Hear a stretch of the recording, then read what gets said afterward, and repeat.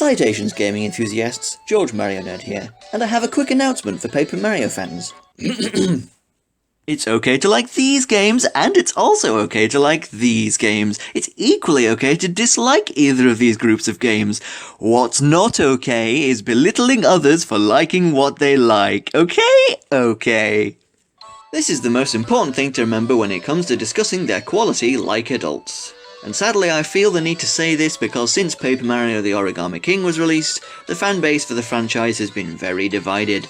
On the one hand, we have some of, please take note that I'm not saying they're all this way, hopefully it's just a vocal minority, the fans of the original games who look down on fans of the new games. Oh, you actually enjoy that filth? 'Tis the most dull, unoriginal garbage it has ever been my misfortune to gaze upon. A Paper Mario game cannot possibly be considered good unless it is structured exactly like the Thousand-Year Door, for that is the pinnacle of video gaming quality and can never be topped. And then on the other hand, we have some people among the fans of the modern games, again, note my use of the word some, who defend them blind to their flaws, and attack fans of the original games as being stuck in the past. Dude, stop clinging to the past! This is what Paper Mario is now! Our battle systems keep mixing it up to stay fresh and interesting. Why do you want it to be the same as these super outdated games? The old games weren't even good. I haven't played them, but apparently they had loads of backtracking. There's nothing wrong with Toads, and stop insulting my best friend Kirsty! Those were definitely caricatures of the extreme sides of the fanbase I'm making fun of, and far from the norm. But among both fans of the old games and fans of the new games, there are valid points to be made from their different perspectives. Let's start by talking about the fans of the new games, because to be honest, I feel sorry for them. During the time of Sticker Star and Colour Splash, the existing fanbase was in an uproar. These new games were generally hated, and admitting you liked or enjoyed one or both of them generally led to persecution, because the people upset with the direction of the series believed there needed to be a large, united front of dissatisfaction with the new games, so Nintendo would notice and go back to TTYD's format. What needs to be remembered though is that the recent 3 games are not objectively bad, and people are allowed to like them. If they enjoy them more than the old games for whatever reason, that's valid. If they haven't played the original 3 games and don't know what they're missing, them liking the new games is still valid. Although I'm not here to discuss the objective positives and negatives of each game, the quality of the recently released Origami King is the cause of recent debates and divisions among the community. Because while on the one hand, Origami King is clearly a huge step up from the previous 2 entries, improving a myriad of things people disliked about the last 2, such as abolishing the world map in favour of a proper connected world, giving characters more depth and variety, a better, more engaging battle system, partners, deeper story and lore with a new unique villain, the music... well, the music was always good, but it still is, and I could go on, but you get the idea.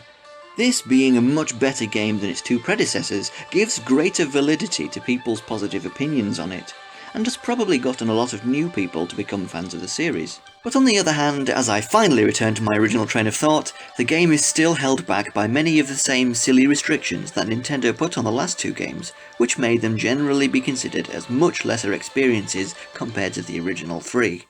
And so we segue to talking about the legitimate grievances of fans of the first 2 or 3, for the intelligent ones who acknowledge Super Paper Mario's greatness, games. Those first 3 games were excellent, and I don't see many people disputing that. In fact, I class Super Paper Mario as my favourite game of all time, and while I didn't play them until my later teenage years, I very much enjoyed the original Paper Mario and the Thousand-Year Door as well. But most fans of the original 2 games are the ones who grew up playing them, falling in love with the franchise as kids or young adults. But then along came Super Paper Mario, which changed a lot, but still kept all the uniqueness, charm and depth the series was known for.